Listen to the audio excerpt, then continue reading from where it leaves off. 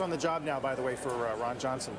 Meantime, J.P. Morgan Chase CEO Jamie Dimon telling investors last year was a good one for the company's earnings, but he says it would have been even better had the bank not been hit with mortgage-related losses. In his annual letter to investors, Dimon says he expects the bank's earnings to grow over time.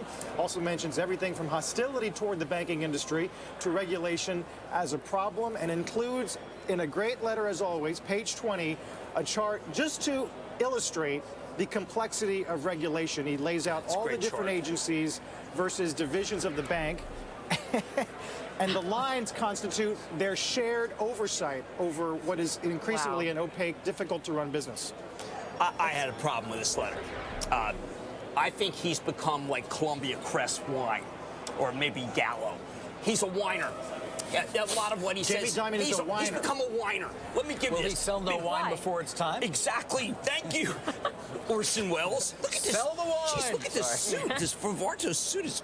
Anyway, that's probably neither here nor there. Yeah, go ahead. You know, he starts off by talking about bad lending. Now, I know that he had something in there about Washington Mutual and how it's getting good commercial. But, hey, listen, you lent bad, all right? That's not a good thing, or you bought companies that are bad. And then all this stuff about the government, I mean, oh, come on. I mean, just do better.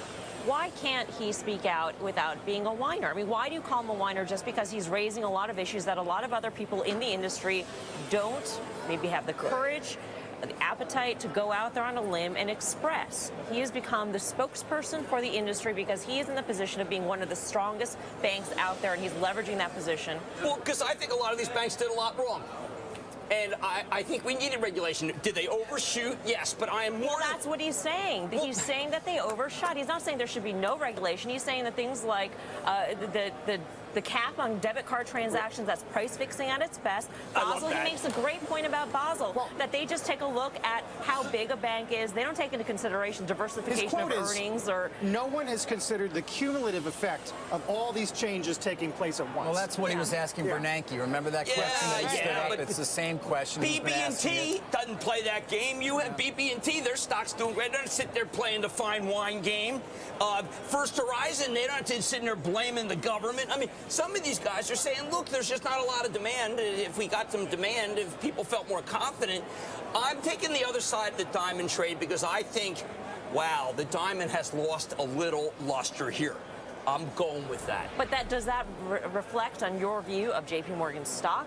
I mean, just because the man you think is a whiner, by the way, Mr. Stick It to the Man says Jamie Dimon is a whiner.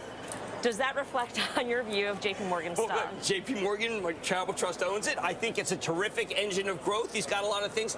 I guess what I wanted to hear from this was we are going to profit faster and better from the government regulations than anybody else. We've mastered them. We're terrific.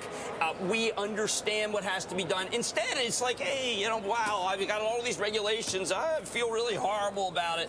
Costing the bank $3 billion. Well, they should be earning 23. We believe our earnings should be 23, 24 billion. The main reason for the difference between what we are earning and what we should be earning tends to be high costs and losses in mortgage and mortgage related. The government didn't make them make bad loans. No, they didn't. And there's always been regulation, and there's always been costs associated with regulation. It's not as though suddenly just today there's all these regulations. Will I ever be invited to a party where he is again? I think you will. I think that's it for me. No, I think I mean, you call the man a whiner. I did call him a whiner. I owe one. That was probably a little ad hominem, frankly. Listen, he wants a lot of attention paid to this letter. He spends a lot of time on it. They make sure that everybody sees it and that we all talk about it. So here we are. You should be able to dish it out, and you should be able to take it. And Jamie, I'm a big client.